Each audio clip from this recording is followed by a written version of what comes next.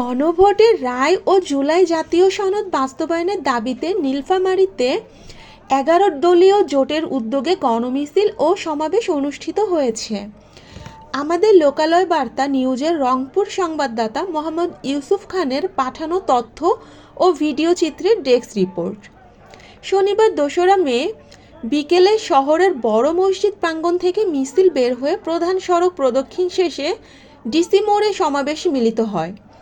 সমাবেশে সভাপতিত্ব করেন জেলা জামায়াতের আমির অধ্যক্ষ মাওলানা আব্দুস সাত্তার। বক্তব্য দেন বিভিন্ন দলের স্থানীয় নেতারা।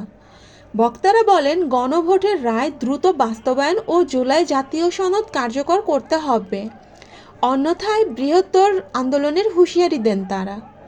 সমাবেশ শেষে শান্তিপূর্ণ কর্মসূচি অব্যাহত রাখার ঘোষণা দেওয়া হয়। শহরের বিভিন্ন গুরুত্বপূর্ণ স্থানে অতিরিক্ত পুলিশ মোতায়েন দেখা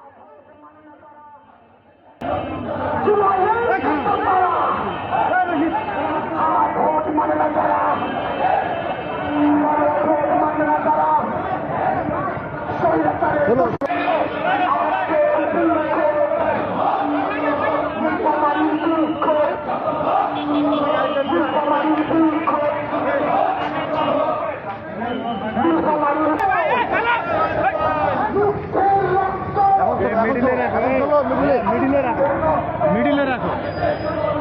তুমি দাগ বরাবর দেখো, দাগের মাঝখানে আমাদের সামনে কোনো ইয়ে নেই।